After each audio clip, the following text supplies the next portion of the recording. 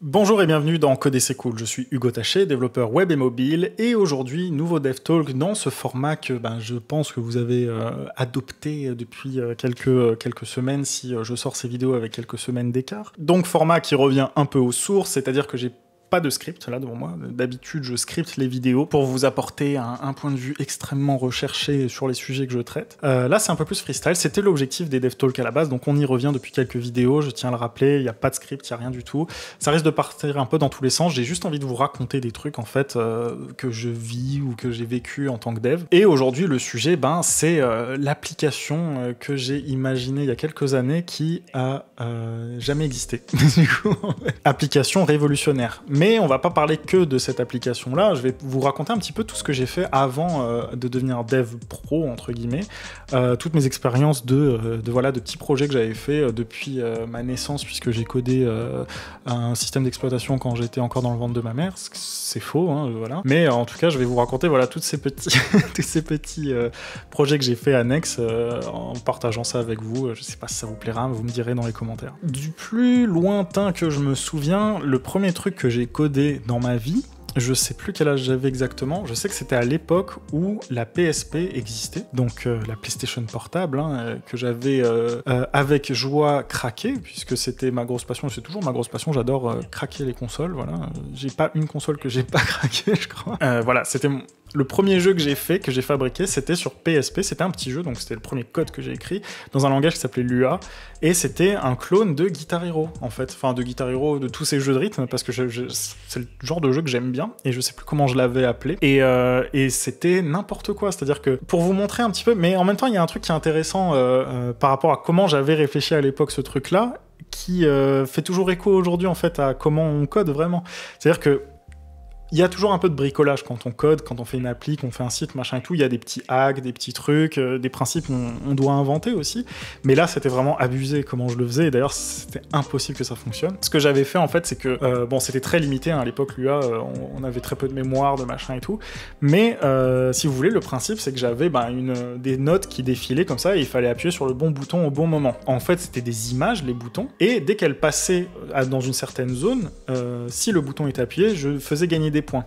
Mais vous imaginez bien que le système était bien pourri. J'ai pas d'image, je sais pas comment je pourrais retrouver ça, c'est impossible. Mais en gros, le code disait quoi? Le code disait, dès que l'image passe à tant de pixels parce qu'elle fait tant de pixels, si le bouton est appuyé, ça fait gagner tant de points avec des petites variations à droite à gauche pour les différents types de points. Et en fait, à chaque fois, j'utilisais une image différente. Mais même pas, je crois que j'utilisais genre une trame d'images comme ça, et à chaque fois, ça buguait parce que l'image était beaucoup trop grosse pour la mémoire embarquée.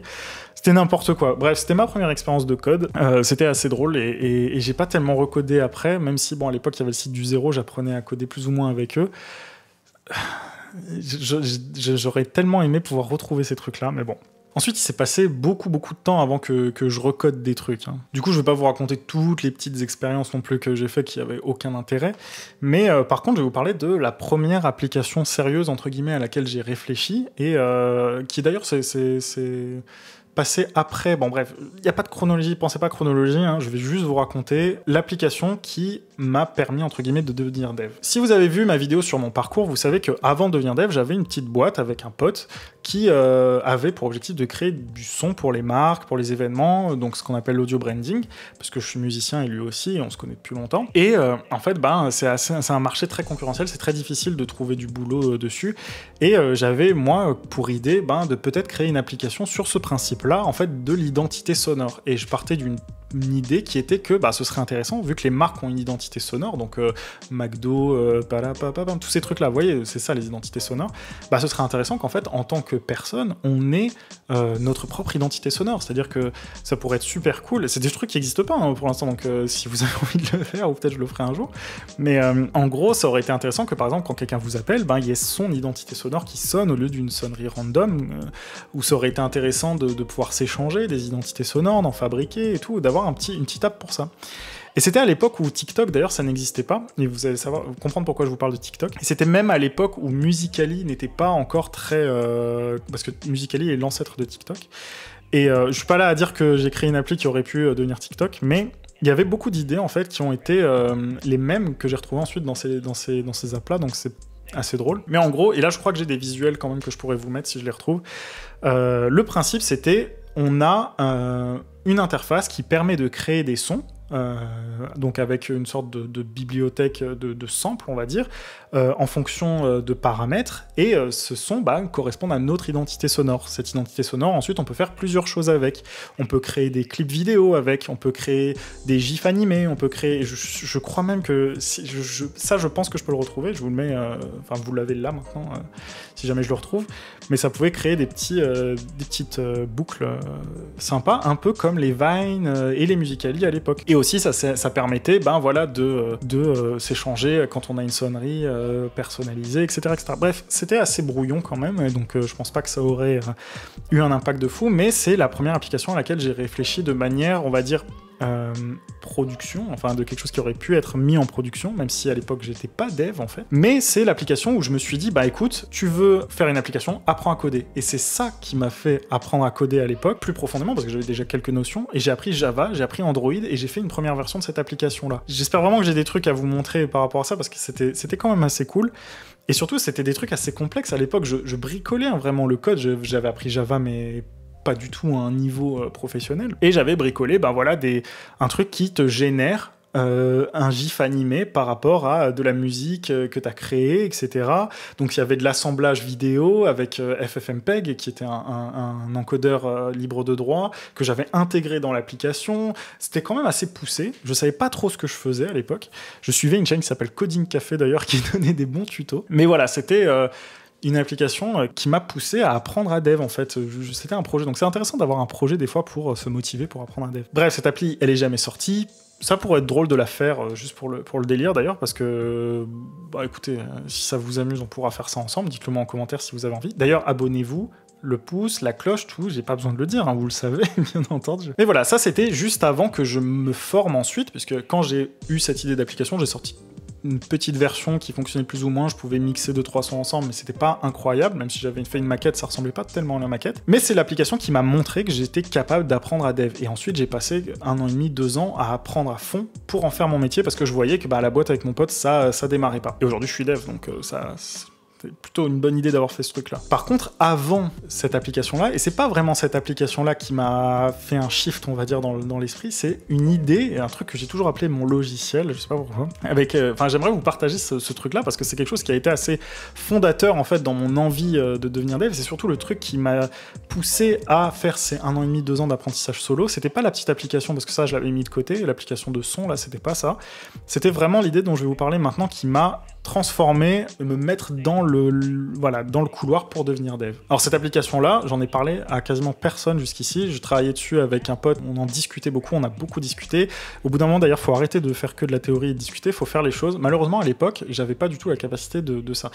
Mais en gros, cette application-là, je l'ai en tête depuis, je sais pas, genre peut-être 7 ans, 8 ans, à l'époque où j'ai commencé à entendre parler des crypto-monnaies. Donc je sais pas si la vidéo où je parle des crypto-monnaies sera déjà sortie. Le principe de base de l'application, sachant qu'à l'époque je faisais du droit, donc j'étais en droit de la propriété intellectuelle, et j'avais beaucoup de questions comme ça qui se posaient par rapport à comment rémunérer les artistes, comment rémunérer le contenu. À l'époque on parlait beaucoup de la licence globale, par exemple. Il n'y avait pas tout cet écosystème de streaming comme on a maintenant. Je me posais la question de, ce serait cool d'avoir une interface en fait, dans laquelle les gens peuvent mettre à disposition leur contenu, et j'étais déjà très branché interface, ergonomie, etc., dans laquelle les gens peuvent poser leur contenu, et en fait, en tant que spectateur, quand on regarde un contenu, on est rémunéré tout autant qu'on rémunère la personne. Et cet argent, cette rémunération ne provient pas de rien, il provient en fait d'un système de blockchain, en fait, de crypto-monnaie, qui serait généré, mais pas par la résolution de problèmes mathématiques comme le Bitcoin, mais par le temps passé, en fait, sur la plateforme. Donc c'est quelque chose de purement fictionnel, encore une fois. Voilà, donc c'est hyper abstrait, je suis sûr que...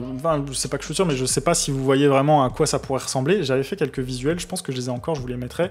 J'avais écrit genre des pavés pour essayer de décrire le truc. J'étais pas du tout dev, j'avais pas de connaissances, mais j'avais un pote à l'époque qui me disait qu'il pourrait peut-être le coder, etc., même si ça s'est jamais fait. On en discutait énormément. J'étais allé super loin dans cette idée. J'avais réfléchi, mais tellement, vous imaginez pas, pour faire cette idée-là. Et ce que vous savez pas, c'est que en parallèle en fait de la boîte que je faisais avec un pote, et d'ailleurs même un peu avant, je crois. Je sais plus trop la chronologie de ce truc-là, mais je sais qu'avant d'avoir fait ces 1 an et demi, 2 ans d'apprentissage seul, j'avais tenté une école en fait de montage vidéo, parce que je faisais aussi du montage vidéo à côté, ce qui fait qu'aujourd'hui je fais des vidéos, etc. aussi. Un BTS, j'avais tenté ça. J'ai pas continué parce que ça me plaisait pas la manière dont c'était fait. Je me souviens un jour, j'étais dans le tram. Et pour rentrer chez moi de cette formation-là, et j'étais vraiment déprimé à l'époque, j'étais en mode mais c'est pas du tout ce que j'ai envie de faire, je suis pas bien. Et dans ma tête, je me disais mais j'aimerais tellement faire ce logiciel, j'aimerais tellement créer ce truc-là. Il faut savoir qu'autour de moi, personne m'a dit c'est une bonne idée ou autre. Il y a quelques personnes qui m'ont dit que c'était intéressant, mais j'y croyais moi dur comme fer, donc j'étais un peu entêté. J'y réfléchis toujours, hein. Même aujourd'hui, je me pose la question est-ce qu'il faudrait le faire ou pas, mais bon, je vois aussi maintenant les limites et que ça a pas forcément un intérêt énorme. Mais voilà, j'étais dans le tram et je me posais la question, je me disais mais c'est ça que j'ai envie de faire. J'ai envie de créer ce logiciel, je vais le créer ce logiciel, je vais le faire. Et en fait, tout mon apprentissage du code, c'était pour faire ce truc-là. C'était ça l'objectif. C'était pas de devenir dev, c'était de faire ce logiciel qui allait révolutionner le monde. Alors que pas du tout, hein, mais c'est cette idée obsessionnelle que j'avais presque de créer ce logiciel qui m'a poussé à apprendre le dev. Au fur et à mesure de mon apprentissage, je me suis rendu compte qu'en fait, c'était pas forcément une très bonne idée d'ailleurs, mais surtout je me suis rendu compte que je pouvais en faire mon métier. Et donc après, si vous avez vu la vidéo sur mon parcours, vous comprenez un peu mieux les choses. Ça n'a pas été une application qui est sortie, ça n'a pas été une application révolutionnaire, c'est peut-être un truc qu'on essaiera de faire ensemble.